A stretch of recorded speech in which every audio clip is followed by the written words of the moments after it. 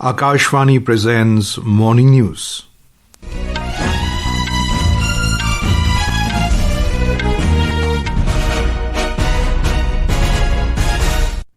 Good morning, I am Abhishek Mukhopadhyay.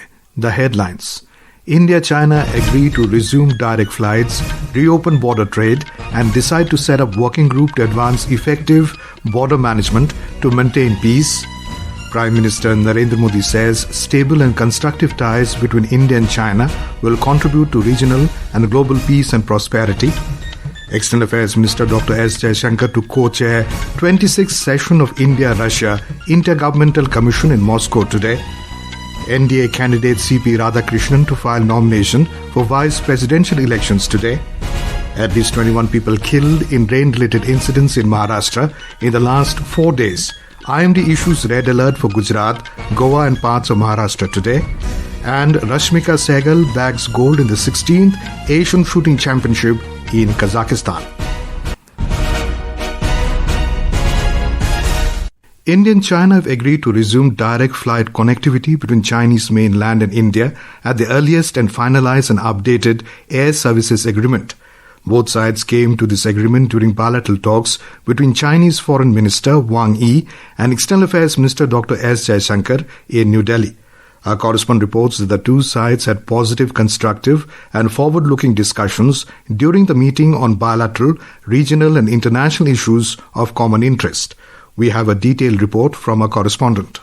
Both sides have agreed to explore and resume various official bilateral dialogue mechanisms and exchanges. These include the setting up of a working group to advance effective border management in order to maintain peace and tranquility in the Indo-China border areas. Both sides agreed to set up an expert group to explore early harvest and boundary delimitation in the India-China border areas. The two sides exchanged views on trans-border rivers cooperation and agreed to give full play to the role of India-China expert-level mechanism on trans-border rivers while maintaining communication on renewal of the relevant MOUs. India and China have reached a consensus for facilitation of visas to tourists, businesses, media and other visitors in both directions. Both sides agreed to continue and further expand the scale of the Indian pilgrimage to Mount Kailash and Lake Mansarovar in Tibet Autonomous Region of China starting next year. The Chinese sides agreed to share hydrological information during emergency situations based on humanitarian considerations. Border trade will also be reopened via 3 designated trading points, namely Lipu Lake Pass, Shipkila Pass and Nathula Pass. The External Affairs Ministry noted that both sides have reiterated the importance of maintaining peace and tranquility in the border areas to promote overall development of the India-China bilateral relationship. With Suparna Saikia, Adarsh for Akashvani News, Delhi. Prime Minister Narendra Modi has said that the stable and constructive ties between India and China will contribute significantly to regional and global peace and prosperity. The Prime Minister also emphasized the importance of maintaining peace and tranquility on the India-China border and reiterated India's commitment to a fair, reasonable and mutually acceptable resolution of the boundary question. Prime Minister stated this after the meeting with Chinese Foreign Minister Wang Yi in New Delhi yesterday. Mr. Yi handed over a message and invitation from Chinese President Xi Jinping to the Prime Minister for the SCO summit being held in Tianjin. External Affairs Minister Dr. S. Jaishankar will co-chair the 26th session of the India-Russia Inter-Governmental Commission on Trade, Economic, Scientific, Technological and Cultural Cooperation today. Dr. Jaishankar will also address the India-Russia Business Forum meeting in Moscow. We have a report.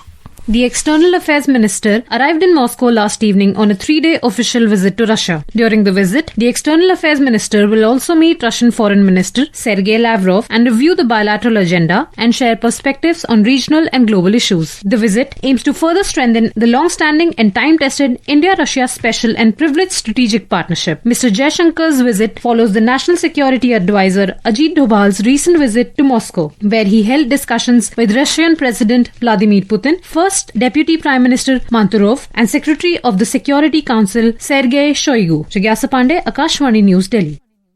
Union Home Minister Amit Shah will introduce the Jammu and Kashmir Reorganisation Amendment Bill 2025 with the Lok Sabha today to further amend the existing Jammu and Kashmir Reorganisation Act 2019. During the session, Mr. Shah is also expected to move the Constitution 130th Amendment Bill 2025 and the Government of Union Territories Amendment Bill 2025. Meanwhile, Electronics and Information Technology Minister Ashwani Vaishnav will introduce the Promotion and Regulation of Online Gaming Bill 2025 in the lower house of the Parliament. The bill will be moved to promote and regulate the online gaming sector. The bill is also stated to protect individuals, especially youth and vulnerable populations, from the adverse social, economic, psychological and privacy-related impacts of such games. The National Democratic Alliance NDA's Vice Presidential Candidate CP Radhakrishnan will file his nomination today. All NDA leaders will participate in the nomination filing process. During the NDA Parliamentary Party meeting, which was held in New Delhi yesterday, Prime Minister Modi introduced NDA's Vice Presidential Candidate CP Radhakrishnan and felicitated him. Briefing media after the meeting, Union and Parliamentary Affairs Minister Kiran Rijiju said that Prime Minister Modi appealed to all MPs, including those from the opposition, to elect him unanimously. Meanwhile, opposition INDIA bloc has fielded former Supreme Court Judge B. Sudarshan Reddy as its candidate for the vice presidential election. The vice presidential election will be held on the 9th of next month. This is Akashvani giving you the news. For quick news updates around the clock, follow us on our X handle at AIR News Alerts. And for details of stories and more, log on to our website www.newsonair.gov.in and download News on AIR app. At least 21 people have died in the last 4 days due to rain and flood-related incidents across Maharashtra. The torrential rain still continues in Mumbai, Thane, Palghar, Konkan and other parts of Maharashtra on the 4th consecutive day. 8 persons alone have died in Nanded district, which is severely affected by flood. According to IMD, Mumbai has received a record rainfall of around 300 millimeters, disrupted the normal life in the city. The weather agency issued red alert to Vidarbha region today. We have a report. Due to heavy rains, suburban train services were disrupted for a few hours in the evening but resumed later as conditions improved. Many long-distance trains were also affected. Air travel was affected with at least 14 incoming flights in Mumbai airport aborting their landings and 5 others being diverted due to poor weather conditions. Monorail services were impacted with 2 separate incidents requiring rescue operations after the downpour caused service disruptions. In response to rising water levels, approximately 500 residents near the Meethi River were rescued and relocated to safer locations. The Brihan-Mumbai Municipal Corporation announced a holiday for school, colleges and government offices. The India Meteorological Department has issued an orange alert for Mumbai, Thane and Palghar for today and a red alert for Raigarh. Prarthana, Akashvani News, Mumbai. The spell of monsoon rain is continuing intermittently in some districts of Himachal Pradesh today as well. In Kullu district, a cloudburst occurred on the Peej Hill at around 3:30 a.m. today, due to which heavy stones and debris entered the drain flowing through the Shastri Nagar town, causing damage to about 4 vehicles. However, no loss of life has been reported. The Meteorological Department has issued a yellow alert for rainfall in the state till August 25th. In Telangana, reservoirs over Krishna and Godavari rivers are nearing critical levels following incessant heavy rains in the catchment areas. Reservoirs including the Sri Ram Sagar project, Sripada Yellampalli and Nizam Sagar projects over River Godavari and its tributaries are under pressure with heavy inflows following heavy rains. The authorities have opened gates to prevent overtopping and to balance irrigation needs, drinking water supply and flood safety. Meanwhile, IMD has issued a red alert for extremely heavy rainfall over Gujarat, Goa and coastal areas of Maharashtra for today. The IMD also predicted heavy rainfall over Jammu and Kashmir, Uttarakhand, Himachal Pradesh and eastern Rajasthan for the next 2 to 3 days. Similar conditions are expected over Madhya Pradesh, Sikkim, Chhattisgarh and sub-Himalayan West Bengal during the next 7 days. In the southern parts of the nation, these conditions will also prevail over coastal areas of Karnataka and Telangana today. The weather agency has also forecast very light to light rain with thunder showers till tomorrow over Delhi NCR. India Post has announced that it has entered a new era of digital transformation with a nationwide rollout of IT 2.0 advanced postal technology. Developed indigenously by the Centre for Excellence in Postal Technology, the system runs on the government's Meghraj 2.0 cloud and is supported by BSNL's nationwide connectivity.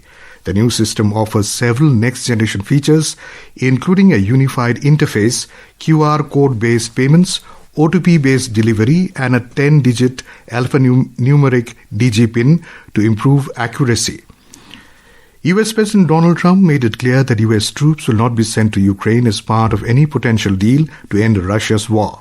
Trump, in a TV interview, also said that Ukraine's hopes of joining NATO and regaining the Crimean Peninsula from Russia are impossible. The Republican president, Ukrainian President Volodymyr Zelensky, and other European leaders held hours of talks at the White House yesterday, aimed at bringing an end to Russia-Ukraine conflict. The president also said that he is optimistic that a deal can be reached to end the Russian invasion, but he underscored that Ukraine will have to set aside its hope of getting back Crimea, which was seized by Russian forces in 2014, and its long-held aspirations of joining the NATO military alliance. In northern Nigeria, at least 27 worshippers were killed and several injured when armed bandits attacked a mosque. Gunmen opened fire inside a mosque as Muslims gathered to pray in the remote community of local government area yesterday. No one has immediately claimed responsibility for the attack, but such attacks are common in Nigeria's northwestern and north-central regions, where local herders and farmers often clash over limited access to land and water. In the 16th Asian Shooting Championship, Rashmika Sahgal has won gold, India's third individual yellow medal, on day 2 of the competition at Simkent in Kazakhstan.